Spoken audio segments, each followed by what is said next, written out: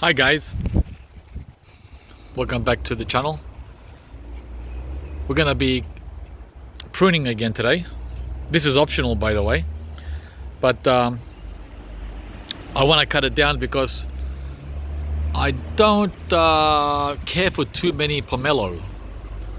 Not a huge fan of pomelo. It's more of an ornamental, decorative tree for me. So I'll document the way I prune, and I do this every year, by the way. It's not just this year.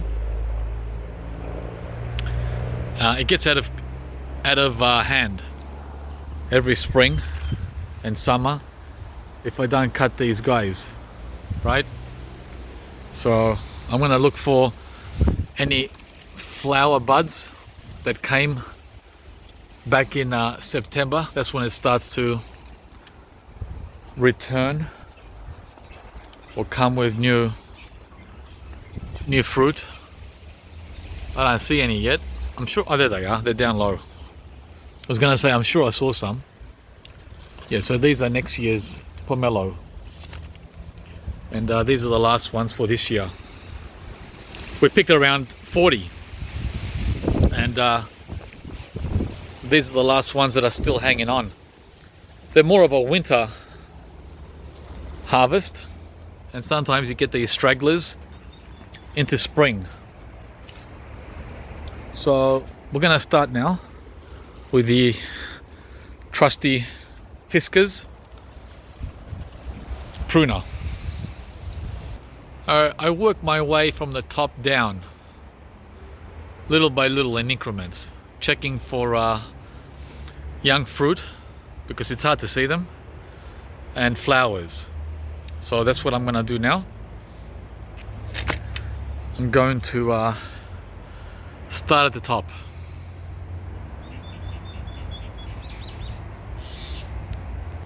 So after doing half the job, you can see we're talking semi brutal pruning again, as I usually do.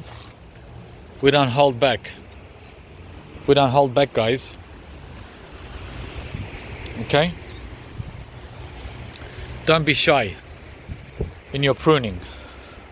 None of these branches have flowers or young fruit. None of them. So this is all like growth. And we don't want that much growth on this tree.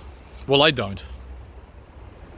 I want it at around 2.5, well, let's say 2 to 3 meters, okay? So around 2.5 meters, 3 meters as a maximum. Currently, let's have a look. Currently it's at, you can see I've done half the tree here, and the other half is waiting for me there, which is, that's around 3.1, 3.2 meters in height. So we're taking off a whole meter.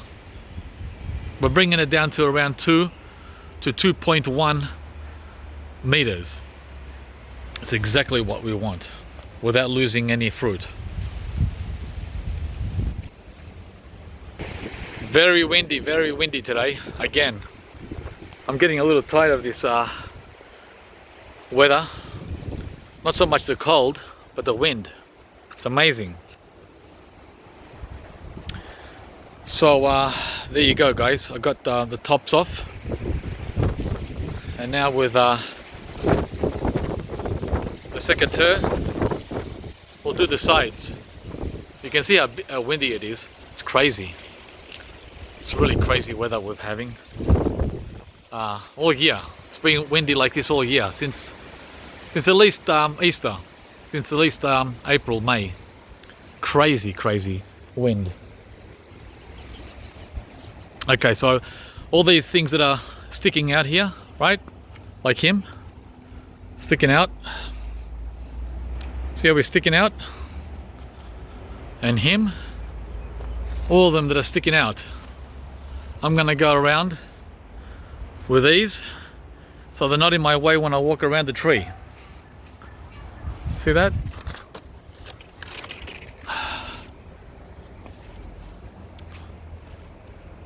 A lot of cuttings. Don't be afraid. Check out the tamarind tree. It got all these funky dead leaves on this one stem, right? And the rest of the tree is like perfect. Look at that, isn't that wild? And up there, it's got new growth coming, all new, shooting away. And we are finished. Exactly 2 meters, or even less, maybe 1.9. Yep, it was a small bloodbath, which is exactly how I like to prune. With when dealing with vigorous growers like this POMELO Shadok. Same with the mulberry, even more so with the mulberry. And don't be afraid, guys. Don't be afraid. Beautiful, beautiful job, even if I say so myself. There's the ice cream bean back there in the wind, getting blasted. You can see that more now in the back.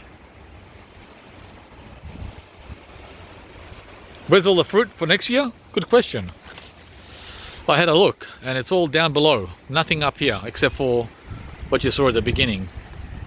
They're the only flowers I saw at the top of the tree. At the 2 meter mark. Right at the top. We got some last year or this year too, which we harvested.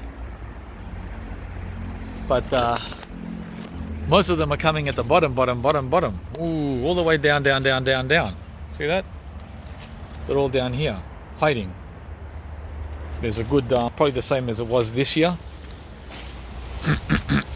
Around, oops, pressed the wrong button. Hi! Around 30 or 40 POMELO for next year. Oh.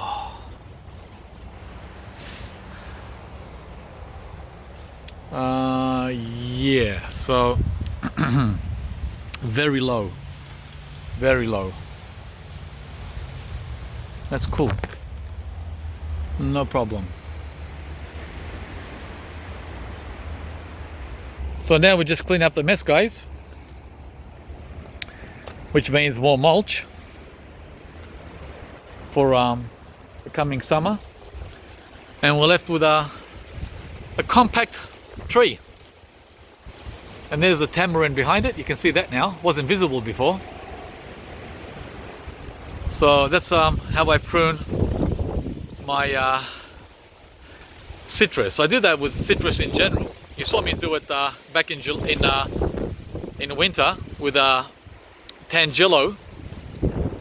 Remember the Tangelo that I butchered back in when was it? Late July, early August, middle of winter. Look at this. Look how it's come back with squillions of flowers all around. So that paid off nicely. And we got rid of over a meter and a half of growth from the top. So butcher hard, unless you want trees that are fully what do you call it, full size trees, then that's entirely up to you. But I can't do that here because they're all touching. Look, the fig touching over there, the orange tree touching the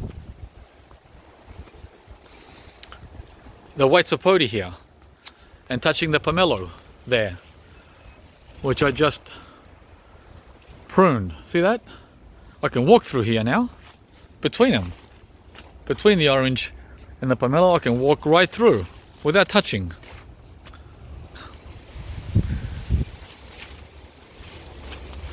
It's what we want. So guys, hope you enjoyed. seeing how I prune trees, and I didn't lose one flower. There wasn't a single flower on any of these cuttings. So that was just, as I said earlier, a waste of energy going to the tree, unless you want a full-size tree, and I don't.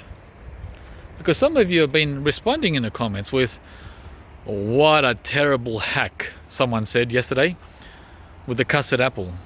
Well, let's wait and see in summer what happens with the custard apple. Alright guys, please like if you enjoyed this video, share, comment, and also subscribe to the channel if you enjoy what you see here. See you later.